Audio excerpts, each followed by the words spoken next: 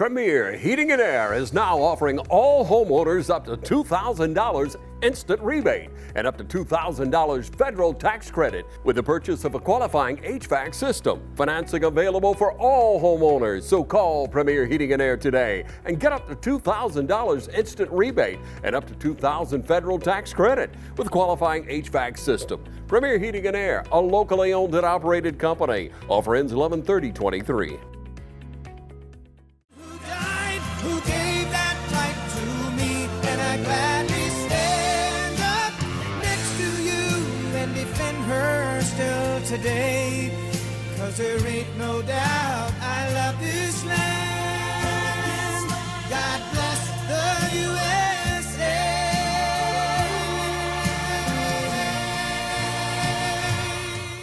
All right, everyone, we welcome you out today to the VA hospital. We're here with Greg Swars. You'll remember Greg. Greg been on many times with us.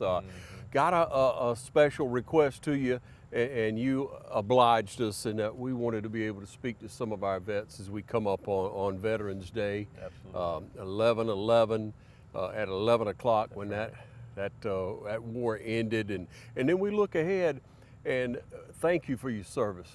Thank you. Again, I can't say it enough times, man. Yeah, Let's talk a little bit, though, Greg. You have a long heritage in your family of service. I do, yeah. My grandfathers, my great-grandfathers, my father, even my mother served also. My father served in the Air Force. He was also a Legionnaire before he got into the U.S. Air Force. Wow. And he went to Vietnam.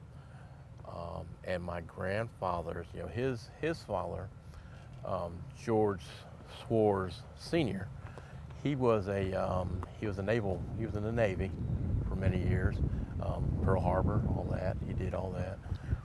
And my grandfather I grew up with, he was in the Air Force, Vietnam veteran also. So yeah, it's interesting. Yeah. There was never a doubt that you'd serve, was there? No, there wasn't. Not at all. I knew in the 8th grade that I was going into the Army. Nobody was going to stop me. Yeah. So I knew that. Yeah. Where'd you grow up? I grew up in Forestville, Maryland, right outside of Andrews Air Force Base. Ooh. Yeah, I was actually born on Andrews Air Force Base, and we stayed there until I was 17. And then I graduated and went to the Army. I graduated June 7th, 1984, and June 11th I was down here at Fort Benning, Georgia. Wow. Yeah. My mom had a fit because because I went into the infantry. Ooh. My mom had a fit because she wanted me to go into the band. I'm like, no, that's not happening. So, no, Mom. Yeah, no, Mom. I'm not going to the band. Yeah. I love you, but I'm not going into the band. All right, tell me about siblings. You have? Yes, I got two younger brothers. I'm the oldest of the three, and all three of us were in the service. Yeah. My middle brother, Chris, he was a Marine for 17 years, and then he had to get out and go switch over to the Army for the last 3 years. Yeah. And then my youngest brother, Scott, he did the Army and the Marines. So I think he did about 8, 9, probably 10 years. And here's a kicker. All three of us were in Desert Storm at the same time in combat MOSs and in the combat zone. So we had that whole Saving Private Ryan thing going on there, but they couldn't have kept us from going. Yeah. They wouldn't have kept us from going. So. Yeah. Why serve? To me, it's giving back and helping those that can't be helped. That kind of thing there. And then also with us, the family history, I originally joined the Army in the infantry with the intention to learn how to fight, because I was bullied when I was a kid in school. I was bullied and stuff. And I really went into the Army to learn how to be a man. My dad taught me the principles of being a man, that kind of thing. But he was nonviolent, so I never got to learn how to fight or that kind of thing. So I was, I used to get beat up all the time. Wow. And stuff, and I just wanted to learn how to fight. But when I got in, I realized it wasn't about me. It was about helping those that can't help themselves. and being able to defend, being able to defend them. You know, that was my thing. Yeah. Wow, you went into training first, of course. Of course, yep. Fort Benning, Georgia. Yeah. I was there from June of '84 till September of '84, and then I went to Germany with the 1st Armored Division in Erlangen, Germany, 2-6 Infantry. That's where I started my career. Boy, I tell you what, I was a piece of work for the first 2 years, because you know when you go to 17, 18 years old, go to a foreign country, and the beer flowed. I'm just going to say that. It is Germany. It is Germany. That's right. You know, I hear people, you know, always talk about Oktoberfest. Well, I've been to the real Oktoberfest. Yeah. I can always remember going, but I can never remember leaving. You remember leaving, Greg. Wow. Yeah, you know, the Germans, and it's just a way of life. Mm-hmm, you know, it with is. German people, and if you ever meet some of them, they'll tell you, you know, you could drink water, which is American beer. You Right. could drink Yeah, German beer. absolutely. But it's It's a a big lifestyle for difference. them. It is. It is, and they, you know, they eat, they drink, they have a good time. They do. You know, many of them just as solid as can be. Oh, You're just absolutely. wonderful, beautiful Yep, people. They are. Yeah. I've spent many a time on the fest tables, dancing with them and stuff. So, yeah. They celebrate life. They sure did. They Yeah. sure do. They you sure know, we do. could take a lesson from that to We sure enjoy could. ourselves. Absolutely. I tell you, you know, and I'll just say this, Greg. You know, that I know Christian people there. I know, you know, several people, you know, over from Germany and back. They're just good people. They enjoy Yeah. life. It is part of their lifestyle. right. It's like, That's right. you know, many people in France have a glass of wine. It's Yeah. just part of it. You know, Yeah. you know, when you got these long meals, we could Yeah. take a note from many people That's throughout right. Sitting Europe. back at the and- table. I mean, a meal's going to last a few hours because you're there to enjoy each other's company. right, that's right. You're not there to eat, and you got to get out of here and on down the road. Yeah. It's a wonderful experience. It is. It is. It is. But you got a lot of those great experiences. You started to grow up, and then chapters started changing in your life, I'm sure. Yeah, right? they did. They did. I got to. So when I left Germany, I got stationed here in Fort Stewart back when they were called the 24th Infantry Division, and that's where I met my first wife. I was there from '86 to '88, and that was a really good tour. That was really an eye opener for me. And then after '88, went back to Germany. So I got to experience Germany as a single soldier and as a married soldier. You know, as a married soldier, you ended up going to crystal factories and, you know, all that sightseeing stuff that Sure. you really didn't care about when you were single and stuff. But yeah, I did it, and both my children were born in Germany. What are their in names? Bamberg, Germany. My oldest is Kimberly Rache Swars, and my son is Gregory James Swars II. Wonderful. So yeah, they were both born in Germany. My daughter was born in '89. My son was born in '91. And of course, then in '91, we ended up going to Desert Storm. You know, I had to leave. Matter of fact, my son wasn't born yet when I left on Christmas Day of 1990. I'll never forget that day. Yeah.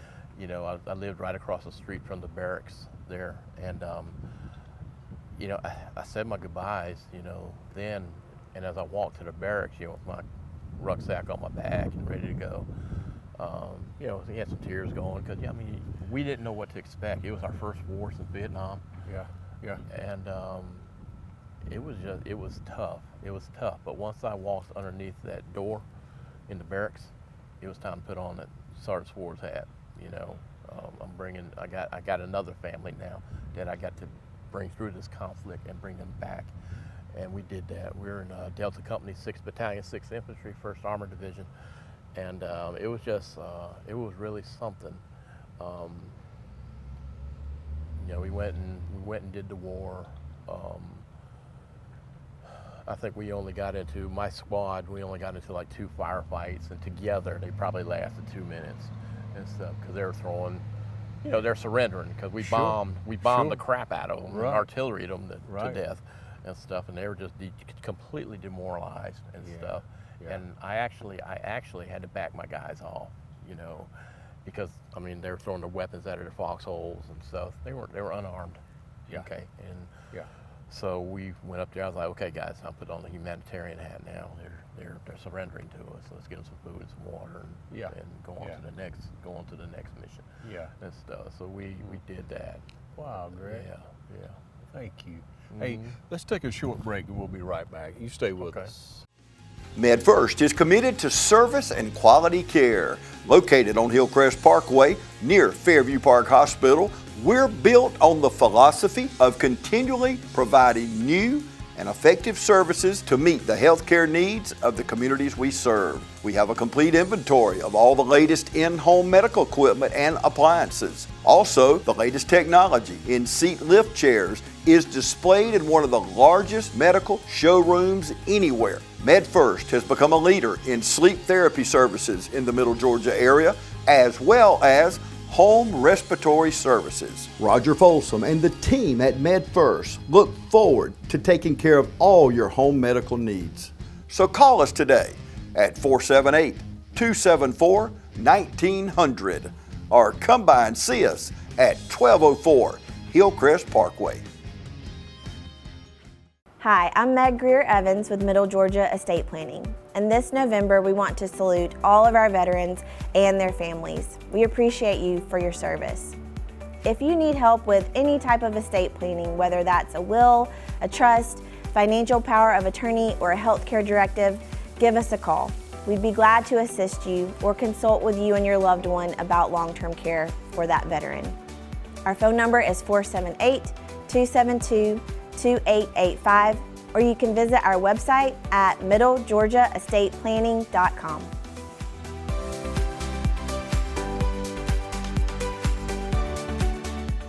Century 21 Durden Cornegay Realty would like to take this opportunity to salute all veterans for serving our great country. So join Brian Howell, Charlene Lamb, Adam White, David Deeves, Jennifer Bradley, Mark Bateman, Kim Thompson, Pamela Lee, Edie Webb, Jay Brantley, Jim Jarrett, Raina Doverly, Yvonne Robertson, and broker George Durden, in saluting all those who have proudly served the greatest nation in the world.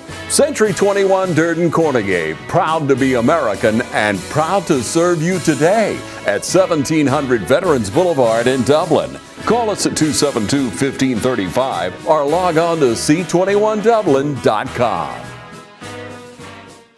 Yeah, we talk about Desert Storm, and you know, you learn so much after things are over. Yeah. Oh, yeah. You know, and we learned and looked at the intelligence that happened all the way from what, the 80s, when Saddam Hussein and you know, all that really started. He came to rise in power, started getting all his weapons, and had the opportunity then to, you know, probably should have, you know, in retrospect, but hey, hindsight's 20/20. But when you look at that, and the American people were looking at it, we say Gulf War. Oh yeah. Man, what is going on?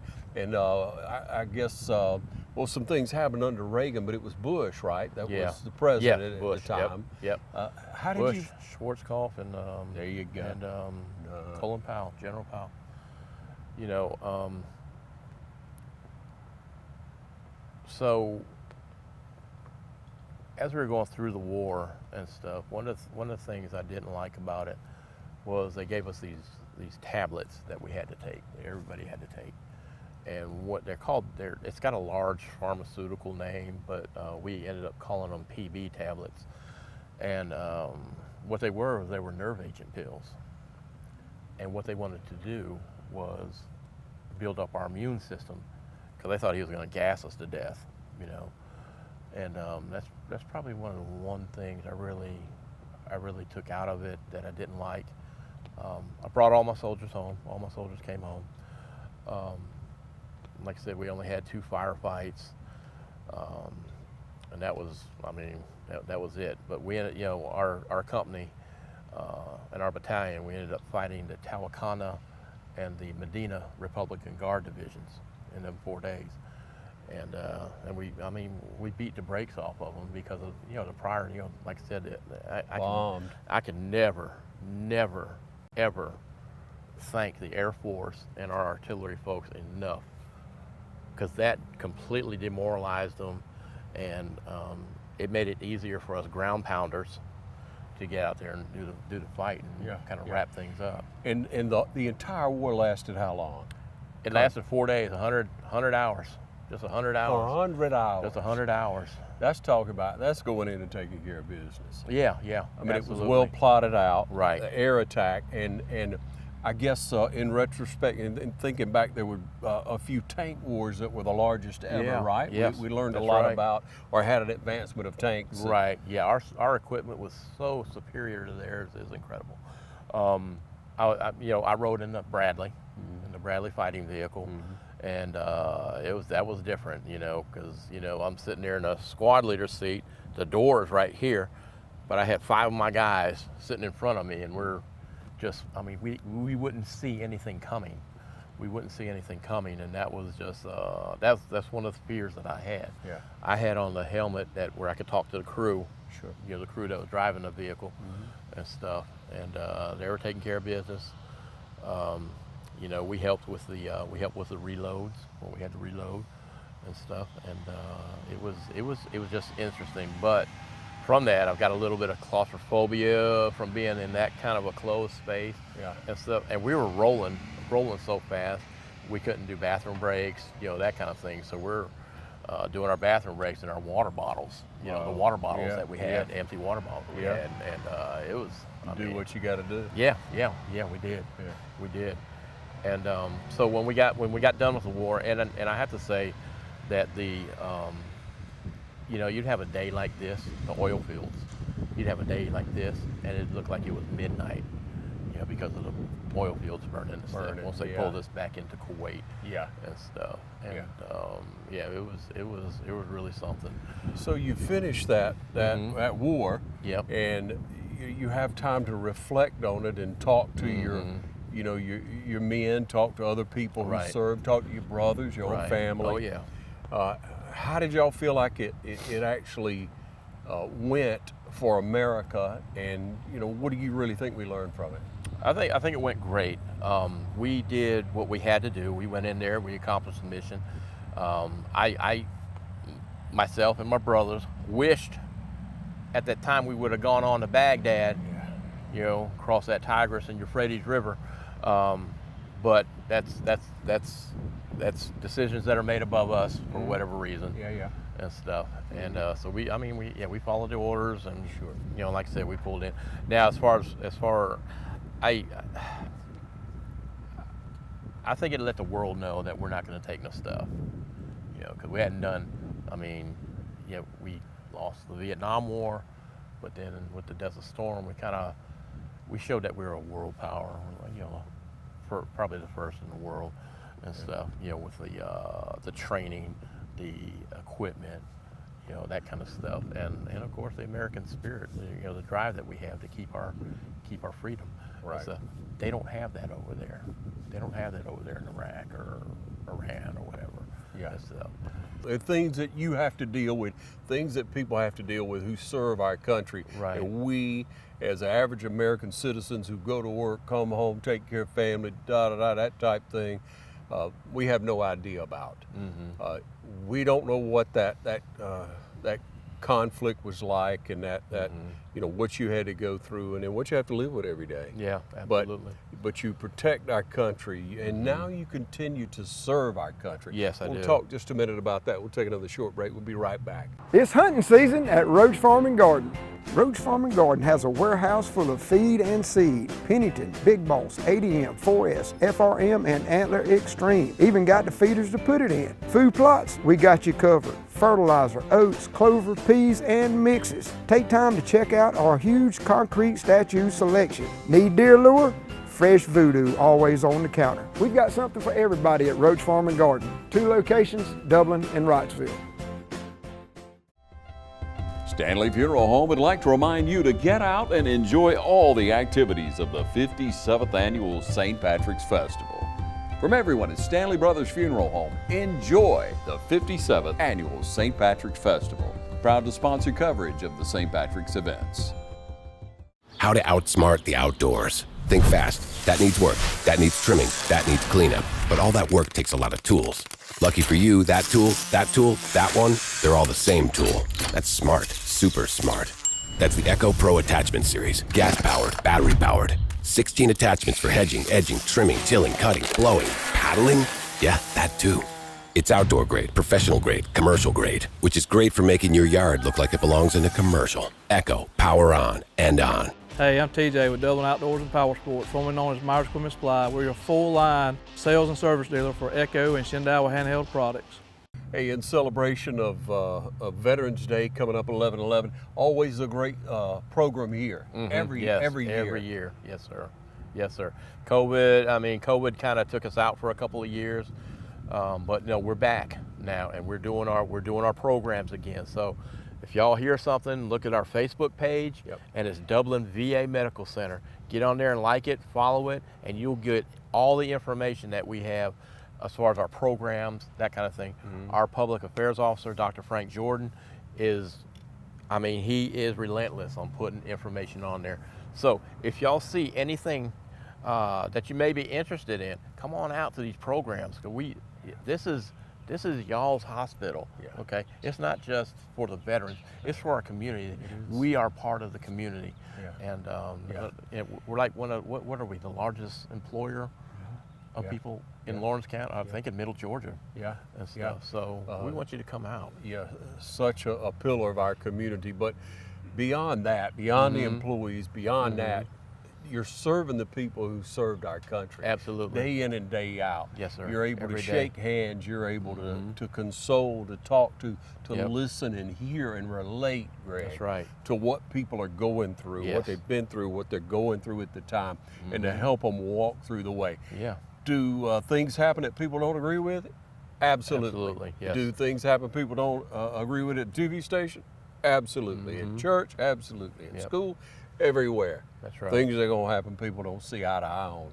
But by and large, percentage-wise, we should be very, very, very proud of our Dublin VA and what it does for 15 or more counties around. Oh yeah, us. absolutely. But 49 counties. 49 counties. 49 counties. Total. Yeah. They're coming from all over. That's right. And it's been a great benefit for our community, but for those veterans. But thank you so much. So you're at this point in your life, if you don't mind, you're a man, I can ask you, how old are you? Oh, I'm 57 years old. All right, so at 57, what's your goals now in life? My goals now in life, one, as far as my job, I'm pretty much going to do this job till I drop. I tried the retirement thing for 3 years. It didn't work out. I almost died twice. So I had to come back before I got that third strike. And I think the thing that I missed was the interaction with the people here, the veterans, the wheelchair games, the Golden Age games. I miss doing that. And this year was my first year back to the wheelchair games, and it was so wonderful. We fielded a team for the first time since 2018, and we took 7 veterans, and we came back with 23 medals. And that's racking up, Greg. Yeah, a lot of people thought we wouldn't be able to do it, but we did. And it was from drive from Michelle Plummer, our coach, Tom Fair, one of our coaches also, and then of course I have a passion for it. I have a passion for the wheelchair game, and then I kind of helped lead the drive to get this team fielded this year in Portland, Oregon. It got was fired up, awesome. didn't you? I got them fired up, and I'm getting ready to get fired up again because we got the Golden Age games coming up also, and so we're going to kind of start planning for that. I'm kind of going to take the lead on that, because I'm going to participate. Awesome. I'm going to participate as a veteran in the Golden Age games. Go, man. So yeah. That drive, that interaction, that staying busy. Motion is medicine. Yes, it is. And, it is. mental and physical. Absolutely. So stay involved, man. That's what it's all about. That's it. We appreciate so much what you've done for our country, for serving. Thanks for sharing with us in our Veterans Day special. We have more interviews coming up, ladies and gentlemen, with other veterans in our community as we salute those who served us. Thanks again. All right. Thank you, Ron. Who died, who gave that life to me, and I gladly stand up next to you and defend her still today, 'cause there ain't no doubt I love this land.